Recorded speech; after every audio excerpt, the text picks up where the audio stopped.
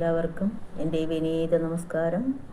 ഭജഗോവിന്ദം ഭജഗോവിന്ദം ഭജഗോവിന്ദം ഗോവിന്ദം ഭജ മൂഢമതേ സംപ്രാപ്തേ സന്നിഹിതേ കാലേ നഹി നഹി രക്ഷതേ ദൃഗിൻകരണേ ഭജഗോവിന്ദം ഭജഗോവിന്ദം ഗോവിന്ദം ഭജ മൂഢമതേ. ഭജഗോവിന്ദത്തിലെ ശ്ലോകം 29. അർത്ഥമനർത്ഥം ഭാവയ നിത്യം നാസ്തി തദസുഖലേശ സത്യം പുത്രാദഹിതനഭാജാം ഭീതിഃ സർവത്രേഷാ വിഹിതാരീതിഃ. അർത്ഥമനർത്ഥം ഭാവയ നിത്യം നാസ്തി തദസുഖലേശഃ സത്യം പുത്രാദഭിധനഭാജാം ഭീതിഃ സർവത്രേഷാ വിഹിതാരീതിഃ. ഭജഗോവിന്ദം ഭജഗോവിന്ദം ഗോവിന്ദം ഭജ മൂഢമതേ. അർത്ഥം അനർത്ഥം നിത്യം ഭാവയ.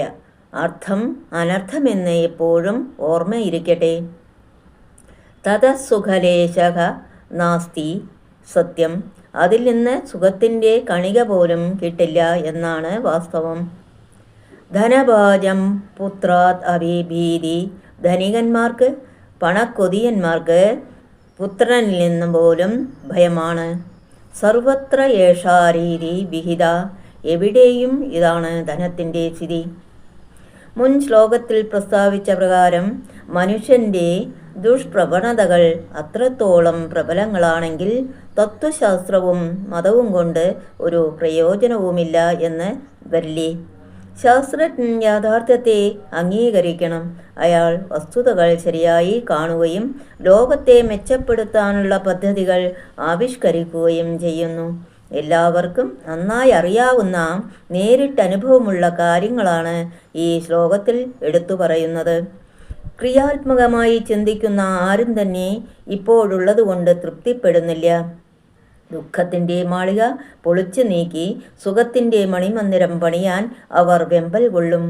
ഈ ബദ്ധപ്പാടിൽ വ്യാമോഹിതരായി ചമഞ്ഞ അവർക്ക് ധനത്തിൻ്റെ ശരിയായ മൂല്യം മനസ്സിലാക്കാൻ കഴിയുന്നില്ല. അതിൻ്റെ പ്രയോജനമെന്ത്, അതുകൊണ്ട് എന്ത് നേടാം എന്നറിയാത്തതിനാൽ അത് അർഹിക്കുന്ന വിലയും സ്ഥാനവും അതിന് നൽകാനും കഴിയുന്നില്ല. തൻ്റെ ആവശ്യത്തിന് വിനിയോഗിക്കാനാണ് മനുഷ്യൻ പണം കണ്ടുപിടിച്ചത്. പണത്തിൻ്റെ നിർമ്മാതാവ് മനുഷ്യൻ തന്നെ. അത് സ്വന്തം നിർമ്മാതാവിനെ പാവ കളിപ്പിക്കുന്നുവെന്നത് വിചിത്രമല്ലേ? കഷ്ടം. മനുഷ്യനെ ഇന്ന് ഭരിക്കുന്നത് പണമാണ്. ഉന്നത ജീവിതം നയിക്കാൻ ഇച്ഛിക്കുന്നവർ അർത്ഥത്തിലുള്ള ഭ്രമം അനർത്ഥമാണെന്ന്, അതിനടിമപ്പെട്ടുകൊണ്ടുള്ള ജീവിതം വ്യർത്ഥമാണെന്ന് സദാ ഓർക്കണം. അങ്ങനെ ധനതൃഷ്ണ ഉള്ളിൽ നിന്ന് നീക്കാൻ കഴിയും. അർത്ഥം വേണ്ടെന്നോ അതിനൊരു വിലയുമില്ലെന്നോ അല്ല ഇപ്പറഞ്ഞതിനർത്ഥം. നമുക്കാവശ്യമുള്ള ചില വസ്തുക്കൾ അതുകൊണ്ട് വാങ്ങാം എന്നുവെച്ച് അത് ഉണ്ടെങ്കിലെല്ലാമായി എന്ന് കരുതിപ്പോവരുത്. അതിരുകവിഞ്ഞ പണക്കുതി സ്നേഹം തുടങ്ങിയ സദ്ഗുണങ്ങളെ നശിപ്പിക്കും. വിദ്വേഷം തുടങ്ങിയ ദുർഗുണങ്ങളെ വളർത്തുകയും ചെയ്യും. വിചിത്രമാണ് പണത്തിൻ്റെ സ്വഭാവം. അത് മനുഷ്യനെ ഒറ്റപ്പെടുത്തുന്നു. ഇല്ലാത്തവൻ ഉണ്ടാക്കാൻ പാടുപെടും. അല്പമുള്ളവർ ഇല്ലാത്തവരുടെ ഇടയിൽ അന്തസ്സ് കാണിക്കും. തന്നേക്കാൾ കൂടുതലുള്ളവരോട് അസൂയപ്പെടുകയും ചെയ്യും. സമ്പത്ത് വർദ്ധിക്കും തോറും മനുഷ്യൻ്റെ ദുരഭിമാനവും അസൂയയും കൂടിക്കൂടി വരികയാണ് ചെയ്യുന്നത്. മാത്രമല്ല പണക്കാർക്ക് ആരെയും വിശ്വാസം ഉണ്ടാവില്ല. അവർ മറ്റുള്ളവരെ സംശയിക്കുകയും ഭയപ്പെടുകയും ചെയ്യുന്നു. മറ്റുള്ളവർ തങ്ങളുടെ സ്വത്തിൽ കണ്ണുവയ്ക്കുന്നുണ്ടോ എന്ന് സംശയവും, തങ്ങൾ രഹസ്യമായി സൂക്ഷിച്ചു വെച്ച സമ്പാദ്യം മറ്റുള്ളവർ തട്ടിയെടുത്താലോ എന്ന ഭയവും പണക്കാരെ സദാ അലട്ടിക്കൊണ്ടിരിക്കും. ഈ നിലയ്ക്ക് അർത്ഥം അനർത്ഥം തന്നെ. സ്വന്തം മകനെ പോലും പണക്കൊതിയൻ സംശയിക്കുകയും ഭയപ്പെടുകയും ചെയ്യും. അതിനാൽ അർത്ഥത്തോടുള്ള സമീപനം വിവേകപൂർവമായിരിക്കണം. അല്ലെങ്കിൽ ആപത്താണ്.